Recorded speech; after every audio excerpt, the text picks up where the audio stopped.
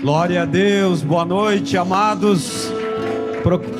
Vira para o lado aí, dá um abraço em 2, 3 pessoas. Diga para elas assim: que bom que você veio.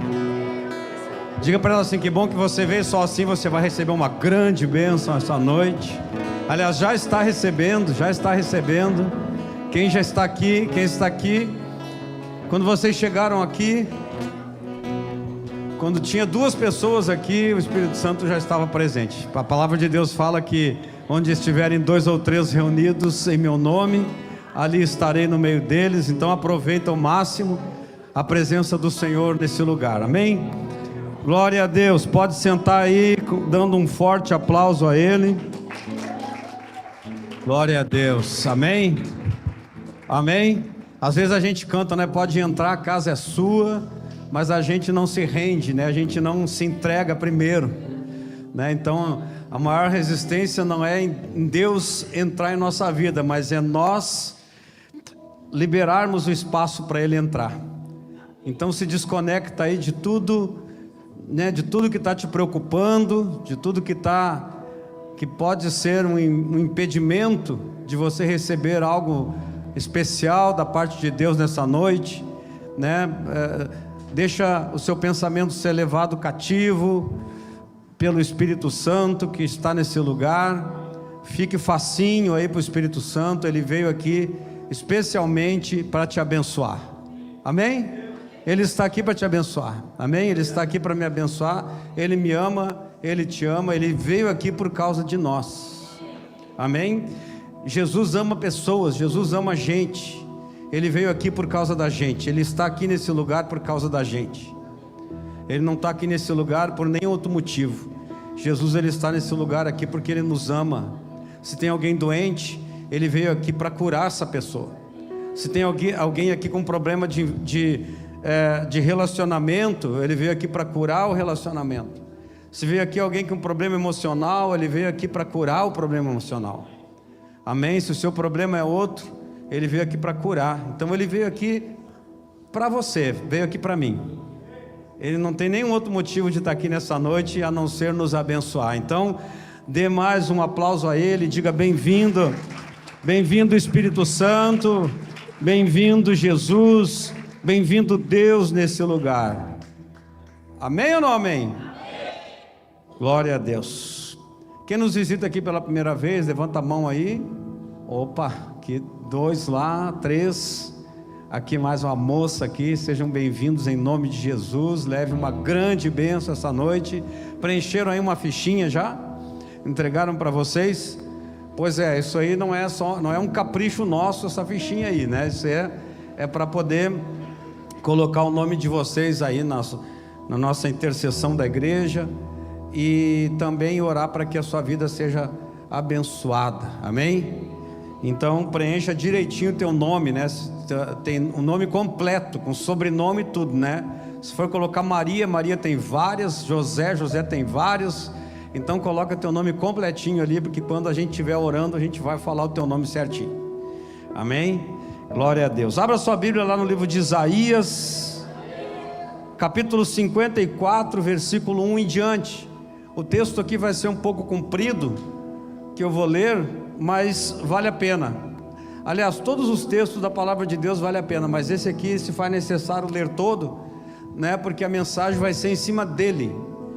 Diz assim, Isaías capítulo 54, do 1 em diante: grita de alegria, ó estéril, aquela que não deu à luz, e rompe em gritos de alegria, e grita alto, aquele que não está em trabalho de parto, porque há mais filhos da desolada do que filhos da casada, diz o Senhor. Alarga o lugar da tua tenda, estende as cortinas das tuas habitações, não economizes, alongue suas cordas e fortaleça suas estacas, pois você se espalhará para a direita e para a esquerda. A tua descendência possuirá nações e povoará cidades desertas. Não temas, porque não serás envergonhado. Não se sinta humilhado, porque você não será injustiçado. mas te esquecerás da vergonha da tua mocidade e do opróbrio da tua viuvez, não te lembrarás mais, porque seu marido é seu Criador, o Senhor dos exércitos é o nome dele, e o teu Redentor é o Santo de Israel, chamado Deus de toda a terra. Porque como uma mulher abandonada e aflita de espírito, o Senhor te chamou, e como esposa da juventude que é repudiada, diz o teu Deus: por um breve momento te abandonei, mas com muita compaixão irei te buscar. Num acesso de raiva, escondi de ti o meu rosto por um momento, mas com misericórdia eterna terei compaixão de ti, diz o teu Redentor. Pois isto é para mim como nos dias de Noé, quando jurei que as águas de Noé nunca mais inundariam a terra. Por isso jurei que não me irarei contra ti, nem te repreenderei, pois as montanhas serão removidas e as colinas tremerão, mas minha misericórdia não se afastará de você, e a aliança da minha paz não será quebrada, diz o Senhor, que se compadece de você. Ó aflita, açoitada pela tempestade, sem consolação, eis que assentarei as tuas pedras em antimônio e os teus fundamentos em safiras. Farei suas ameias de rubis, suas portas de cristal e toda a sua muralha de pedras preciosas. Todos os seus filhos serão ensinados pelo Senhor, e grande será o bem-estar dos seus filhos. Na justiça você será estabelecido, estarás longe da opressão, porque não temerás, e do terror, porque não chegará a ti. Se alguém te atacar ferozmente, não será de mim. Qualquer um que te atacar cairá por sua causa. Eis que criei o ferreiro que sopra as brasas no fogo e tira uma ferramenta para o seu trabalho. Eu criei o devastador para destruir. Nenhuma arma forjada contra você prosperará, e você condenará toda língua que se levantar contra você em juramento. Esta é a herança dos servos do Senhor, e a sua justificação vem de mim, declara o Senhor. Que o amor de Deus, a graça de Jesus e a comunhão do Espírito Santo seja sobre a tua vida. Uma boa noite, até a semana que vem. Amém? Não precisaria falar mais nada, né, gente? Mas a gente sempre tem, né, algo, um rema da parte de Deus. E eu creio que é necessário expressar aquilo que o Espírito Santo colocou no meu coração para estar compartilhando aqui com os irmãos nessa noite, amém? Quem está aí pronto para ouvir diz amém? Então leva sua mente aí bem cativa, em sujeição ao Senhor, porque Ele quer falar contigo. O tema desta mensagem é Isaías 54, amém? Então você pega Isaías 54 e vai fazendo essa degustação aqui. E o profeta Isaías, ele está aqui lembrando o povo o que aconteceria se eles se distanciassem de Deus, mas também inversamente, ele estava aqui dizendo o que aconteceria se eles tivessem um relacionamento fiel e íntimo com Deus. Ele estava dizendo aqui em 54, se vocês se distanciarem de Deus, vai acontecer isso, mas se vocês se relacionarem com Deus intimamente, vai acontecer o contrário disso que eu estou falando aqui. No capítulo 53, que antecede esse que nós lemos, é um dos cânticos messiânicos, e ele fala, Isaías 53, ele anuncia o servo Jesus Cristo, que morreria e iria nos libertar, derramando o seu sangue, para que fôssemos justificados. Isaías 53 fala da justificação de Jesus. Isaías 54 fala das promessas que temos se nos relacionarmos com este servo Jesus Cristo. E o Isaías 55 fala da misericórdia de Jesus.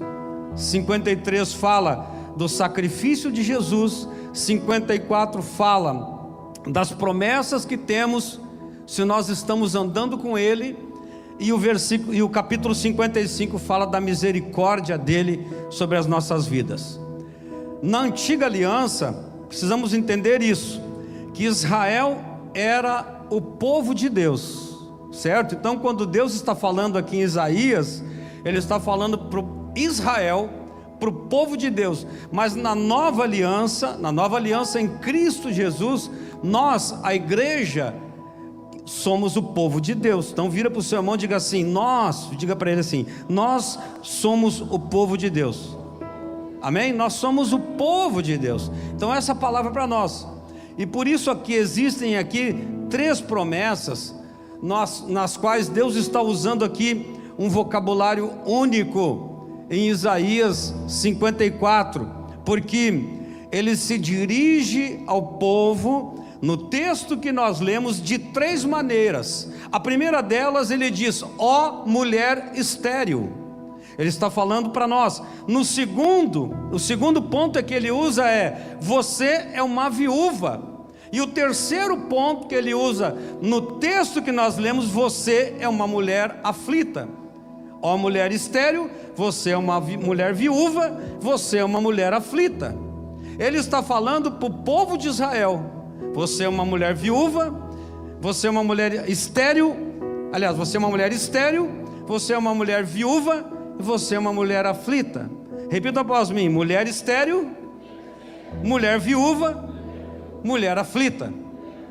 E Deus está falando para Israel, dizendo: Israel, você é um povo estéril, você é um povo, vocês são viúvos, vocês são como uma mulher viúva. Eu preciso casar com vocês. Deus está dizendo: nós precisamos casar. Ele estava dizendo para Israel. E o terceiro é: você é uma mulher aflita.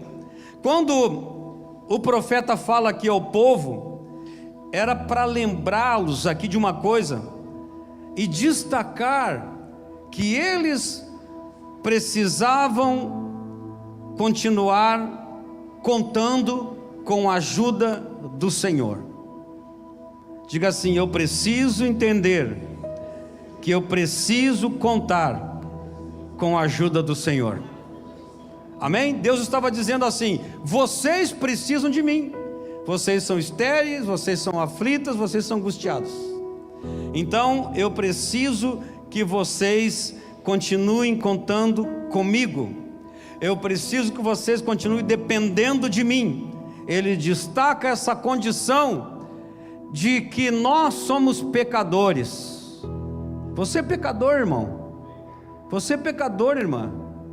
Então nós precisamos continuar contando com Ele, com as misericórdias dEle, com o favor dEle. Em 1 Reis,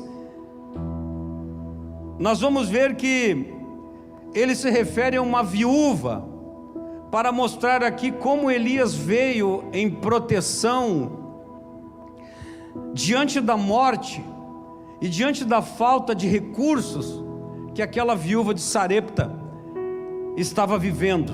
Vejam o que diz 1 Reis 17, capítulo 17, versículo 8. Então veio a palavra do Senhor a ele dizendo: levanta-te, vai a Sarepta de Sidom e habita ali. Eis que ali ordenei a uma viúva que te sustente. Então ele se levantou e foi para Sarepta. E chegando à porta da cidade, eis que estava ali uma viúva apanhando lenha. E ele a chamou e disse-lhe: rogo-te, traze-me um pouco de água num copo para que eu beba. E quando ela foi trazê-lo para ele, ele a chamou novamente e disse: peço também que traga-me também um pedaço de pão em sua mão. E ela respondeu: tão certo como vive o Senhor teu Deus, não tenho pão cozido, eu só tenho um punhado de farinha na jarra e um pouco de óleo em uma jarra. E agora eu estava juntando aqui 2 troncos para entrar e prepará-los para mim e meu filho, para que pudesses comê-lo e nos deixar morrer. Elias então disse: não tenhas medo, vá, faça como você disse, mas primeiro faça para mim um pão pequeno, bolo assado sobre as cinzas e traga-o para mim. Então farás por ti e por teu filho, pois assim diz o Senhor, o Deus de Israel: a farinha na vasilha não faltará, nem o azeite na vasilha diminuirá, até o dia em que o Senhor fazer chover sobre a face da terra. Então ela foi e fez como Elias disse, e ele comeu, e ela e a sua casa, muitos dias, e não faltou a farinha na vasilha, nem faltou o azeite na vasilha, conforme a palavra que o Senhor falara por intermédio do profeta Elias. Depois destas coisas aconteceu que o filho da dona da casa adoeceu, e a doença era tão grave que ele não tinha mais fôlego. E ela disse a Elias: que tenho eu contigo, homem de Deus? Vieste a mim para trazer a memória nas minhas iniquidades e matar meu filho? Disse-lhe ele: dá-me aqui o teu filho. Então tirou do colo, carregou para o quarto onde estava, colocou na cama, e clamando a Jeová disse: Jeová meu Deus, até a viúva em cuja casa estou morando afligiste, fazendo com que seu filho morresse. E estendeu-se 3 vezes sobre a criança, clamou ao Senhor e disse: Senhor meu Deus, rogo-te que devolvas a alma desta criança a ele. E Jeová ouviu a voz de Elias, e a alma do menino voltou para ele, e ele reviveu. Elias então, pegando a criança, trouxe-a do quarto para casa e deu a sua mãe. E Elias disse a ela: olha, o teu filho vive. Então a mulher disse a Elias: agora sei que és homem de Deus, e que a palavra do Senhor é verdade na tua boca. Quando Deus disse no texto inicial que lemos, quando Deus fala assim: você é como uma viúva, Ele estava lembrando aquele povo de Israel que Ele era o Criador, e portanto nada lhes faltaria. Vira para o teu irmão e diga assim: Deus está te lembrando essa noite que Ele é teu Criador e que nada vai te faltar. Se a morte chegar na tua casa, Ele faz ressuscitar. Se a enfermidade chegar na tua casa, vem a cura junto. Se a necessidade financeira chega, o livramento já vem. Quem crê nisso diz amém. Deus estava dizendo: vocês são como viúvas, mas eu sou o Criador de vocês. Essa é a primeira promessa. Ele está dizendo assim que nada vai nos faltar, pois nós estamos casados com Ele. Se nós acolhemos e recebemos Ele em nossa casa, Ele cuida de tudo. Deus estava dizendo assim, com o episódio da viúva de Sarepta: quando eu entro na casa de alguém que há enfermidade, a enfermidade se transforma. Mesmo que haja morte, há ressurreição. Mesmo que haja morte de sonho, há ressurreição. Mesmo que haja morte financeira, há ressurreição. Mesmo que haja morte no relacionamento, há ressurreição. Nós precisamos entender que o nosso esposo é Jesus. Eu fui abandonado, eu sou viúva, ninguém me dá chance, ninguém me dá oportunidade, as pessoas me rejeitaram aqui na terra, as pessoas não me ligam, não me procuram, não olham para mim, dão a volta no outro lado na esquina. Mas Deus, que é teu Criador, não te abandona, meu irmão. A Bíblia diz que essa é a primeira promessa: eles serão fortes. Quando nós estamos pensando que somos como uma viúva, Ele está dizendo: vocês serão fortes, porque a nossa força está em Cristo. A segunda promessa é que eles serão prósperos. Vira para o teu irmão e diga assim: você é próspero. Amém? Porque o profeta, ele entrou naquele lugar, a mulher estava passando necessidade. E quando o profeta Elias entra naquele lugar, e ele tipifica Deus ali no Antigo Testamento, Elias ali é como se fosse Deus andando no meio do povo, e ele entra naquela casa, e a mulher diz: eu só tenho 2 gravetos e um pouquinho de farinha. Ele diz: faz para mim, faz para o teu filho, faz para todo mundo. Quando Deus está na nossa casa, quando Ele está presente, Ele se relaciona, e nós nos relacionamos com Ele. E Ele está dizendo assim: você é como uma mulher angustiada, A mulher disse para ele assim: nós não temos nada, eu não tenho nada que fazer. Aquela mulher estava angustiada, aquela mulher estava preocupada, porque no outro dia ela não ia ter o que comer. Por quê? Porque o marido dela havia morrido, e ela estava se sentindo desamparada, porque a sua confiança, a sua segurança, todas as suas expectativas estavam em homens. Mas quando chega Deus naquele lugar, aquela mulher mostra um coração angustiado, revela um coração apertado, revela um coração agoniado, e ela expressa: olha, nós só temos um pouco de farinha, vou fazer aqui, ó, você pediu para ti, vou fazer aqui, vou servir para o meu filho, depois a gente vai morrer, porque depois disso a gente não tem mais nada para comer. E ele disse assim: então faz o seguinte, ó, faz para mim.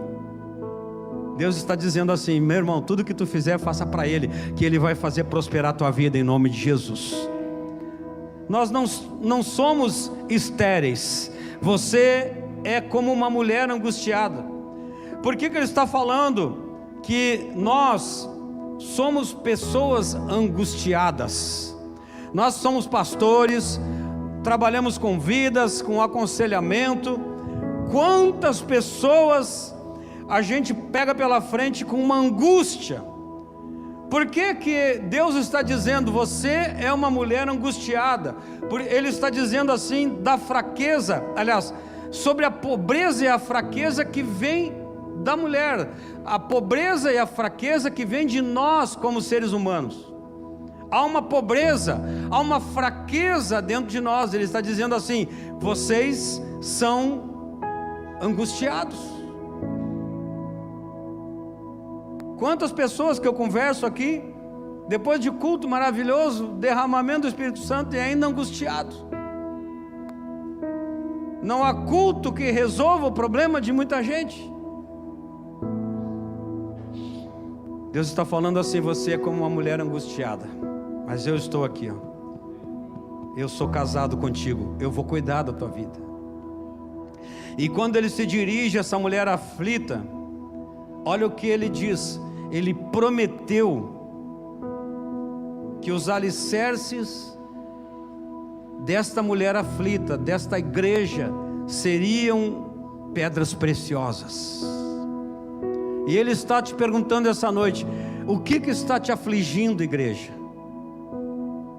Ele está te perguntando essa noite: o que mais te preocupa? O que mais tira teu sono? O que mais faz você acordar de madrugada ou faz chorar? O que mais faz você se preocupar, se angustiar e se afastar dele? Ele está dizendo assim nessa noite: eu sei que você é assim, eu sei que você é aflito, mas fica tranquilo, talvez isso vai te acompanhar a vida toda. A Bíblia diz que no mundo teremos aflições, ou seja, aflição todo dia.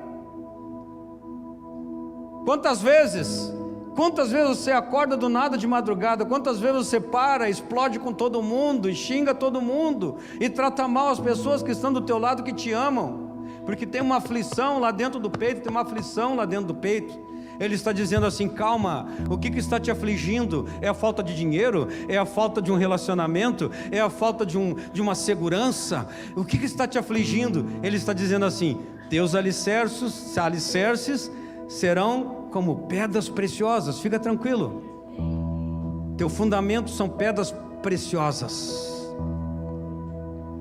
E a promessa de Deus aqui é que Ele nos abençoará e nos fará pessoas prósperas. Vou falar de novo para que, amém, quer dizer assim seja, eu recebo, é para mim. Deus está dizendo essa noite que você será abençoado com prosperidade. Salmo 118, 25, rogamos ao Senhor, salva-nos agora. Nós oramos: ó Senhor, prospere-nos agora. Aleluia, amém. A Bíblia está dizendo para nós pedirmos que Ele nos faça prosperar, amém, amados. E quando Jesus ensina, quando Ele está ensinando a oração do Pai Nosso, Ele diz assim: Pai Nosso que está no céu, santificado seja o teu nome, venha o teu reino, seja feita a tua vontade, assim na terra como no céu. É primeiro Ele, e agora, o pão nosso de cada dia nos dá hoje. Perdoa, olha só, o perdão vem depois de pedir o pão. Porque quando Ele nos faz prosperar, é muito mais fácil perdoar. É ou não é?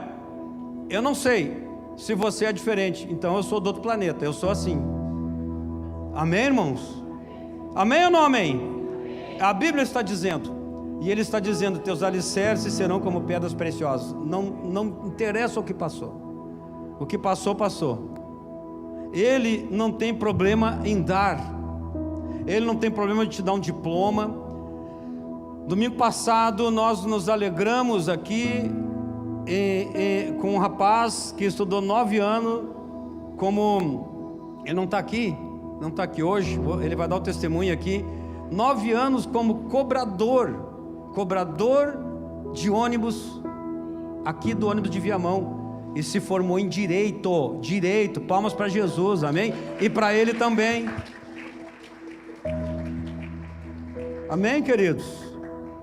Ele não tem problema em dar, mas ele tem problema com a ganância.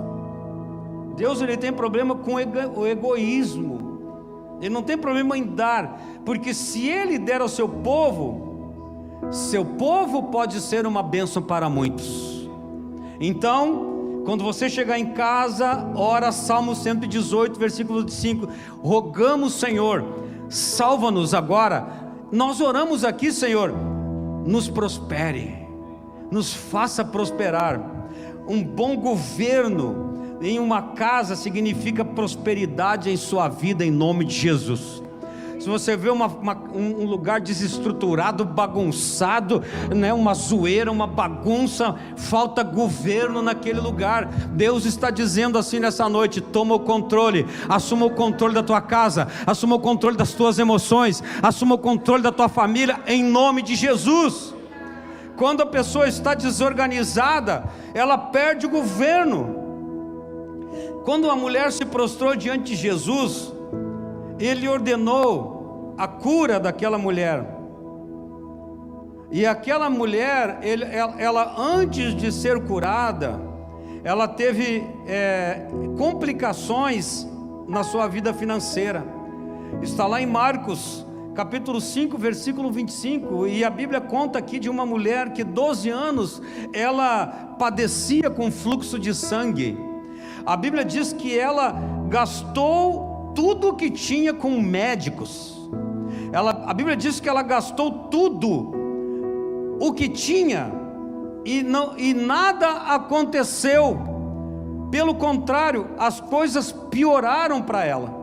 Mas quando ela ouviu falar de Jesus, ela veio por trás da multidão, tocou no manto de Jesus, porque ela disse: se eu apenas tocar no manto dele, ele não precisa marcar uma reunião comigo, ele não precisa passar uma hora comigo, ele não precisa me atender especialmente, eu não preciso marcar um encontro com ele. Se eu tocar no manto de Jesus, eu serei curado. Toca nessa noite, irmão. Precisa de um milagre na tua casa? Toca nele nessa noite. Precisa de uma mudança de status no teu coração, na tua vida financeira, na tua vida emocional, na tua saúde? Toca nele nessa noite. Ele está dizendo aqui: toca nele nessa noite. E quando essa mulher tocou no manto de Jesus, lá na orla, a Bíblia fala orla, algumas passagens. Orla é aquela... como é que chama da roupa? A bainha, a barra do vestido de Jesus. Ela veio rastejando e ela tocou ali. E quando ela tocou, imediatamente a fonte de sangue secou, a hemorragia secou, e ela sentiu em seu corpo que ela estava curada daquele flagelo.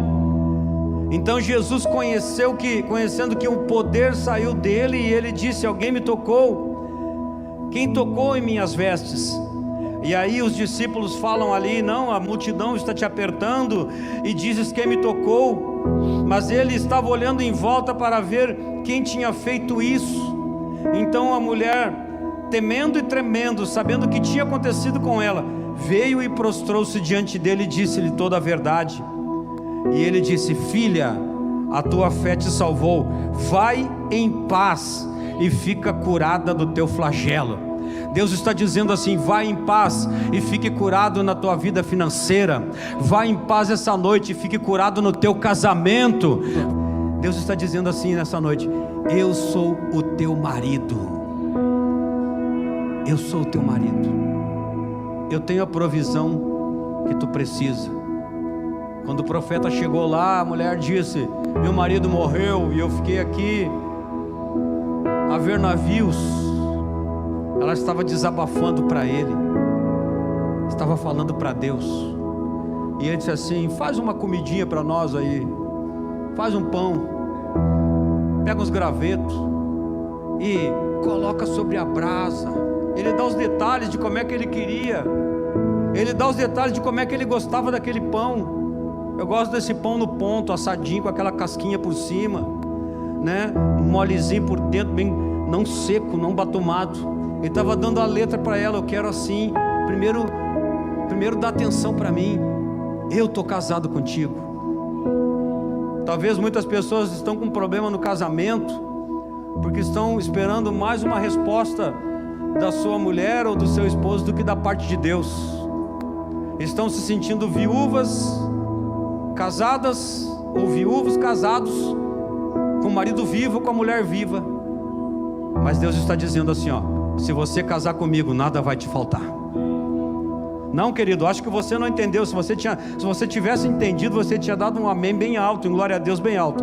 Deus está dizendo assim: se você está sentindo que é uma pessoa que é desconsolada, desamparada, que sofre privação, que se sente só, Deus está dizendo assim: eu estou casado contigo, e tudo que você precisa eu vou suprir nessa noite. Você vai chegar em casa outra mulher, você vai chegar em casa outro marido. Vão olhar para ti e dizer assim: nossa, o que houve no culto? Aí você vai dizer assim: não, eu ouvi lá no culto que Deus é meu marido. Amém? Entendeu, irmão? E o terceiro é mulher aflita. Mulher aflita, aflição aqui fala de um sentimento. Repitam após mim: sentimento. Quando fala de aflição, está falando de um sentimento de persistência, de uma dor, de uma ânsia, de uma agonia, de uma angústia. Quando está falando aqui de mulher aflita, de uma igreja aflita, de uma noiva aflita, está falando de uma noiva, de uma esposa agoniada, inquieta. Está falando de uma pessoa preocupada. Está falando de uma pessoa enjoada. Enjoada. Se alguma vez te chamaram de enjoada, é porque você é mesmo. Se alguma vez te chamaram de enjoado, é porque você é mesmo. E Deus está dizendo assim que nós somos enjoados. Deus está dizendo: vocês são aflitos, vocês são enjoados. Eita povo enjoado, eita povo atormentado. Quando está falando de aflito, está falando de amargurado, de enjoado, de ansioso, Quantas pessoas ansiosas botaram a perder um casamento? Eu tenho um funcionário enjoado. A sorte dele é que eu sou pastor e eu dou 10 chances se ele precisar, 11, 12. A sorte dele, porque se ele fosse de um funcionário de qualquer um outro, ele não. Mas eu reconheço as virtudes das pessoas, e eu procuro trabalhar nas fragilidades, nas debilidades, nas loucuras, e vou fortalecendo as partes frágeis. Jesus fez isso com os discípulos. Ele pegou 12 homens e foi morar com eles, e os 12 eram os piores, e eles tinham virtudes. Jesus trabalhou nelas e as aquele que ele precisava chamar de diabo, ele dizia: vai te converter, Pedro, vai te converter, Pedro, quando tu te converter, Pedro. E um dia ele entrega as chaves: Pedro, só você reconheceu que eu sou o Cristo, Filho do Deus vivo. Só você disse: para onde iremos se só o Senhor tem palavras de vida eterna? Aquele que era enjoado, aquele que era angustiado, aquele que era atormentado, aquele que era preocupado, aquele que era ansioso, aquele que era ciumento, né? Quando ele disse assim: esse aí que está do teu lado direito, esse aí vai sentar do teu lado direito lá no céu. Aí Jesus olha para ele e diz assim: para trás de mim, Satanás. Ele estava falando com um cara enjoado, ele estava falando com um cara agoniado, preocupado com posição, preocupado com status, preocupado com reconhecimento aqui na terra. Talvez ele viveu a vida toda sendo rejeitado pelo pai e pela mãe, nunca recebeu uma posição de destaque, ou recebeu e por um tempo ele teve, e depois ele perdeu e queria continuar no mesmo ritmo que ele vivia, e ele ficou um cara enjoado, ele ficou um cara inquieto. Jesus foi orar no jardim, ele cortou a orelha do soldado que foi prender Jesus. Não era para cortar a orelha do soldado, era para deixar prender Jesus. Jesus tinha que ser preso mesmo. Era promessa lá de Isaías 53. Pessoa ansiosa.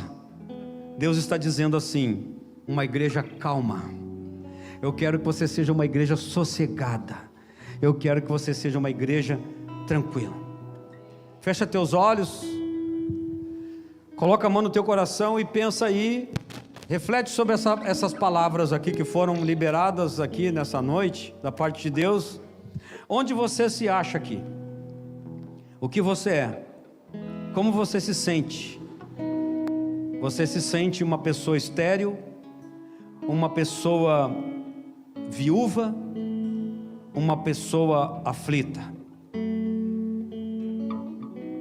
Deus está dizendo que nós somos tudo isso, mas Ele está dizendo assim nessa noite: você que sente essa incapacidade de procriar, vem aqui na frente essa noite. Você que sente que é uma pessoa infecunda, infértil, que não está produzindo algumas coisas nas áreas que você gostaria de produzir, vem aqui na frente agora que eu quero orar por ti em nome de Jesus. Seja no teu casamento, seja na tua vida financeira, seja na tua vida emocional, seja no teu ministério, seja no teu casamento, seja aonde você se sente estéril.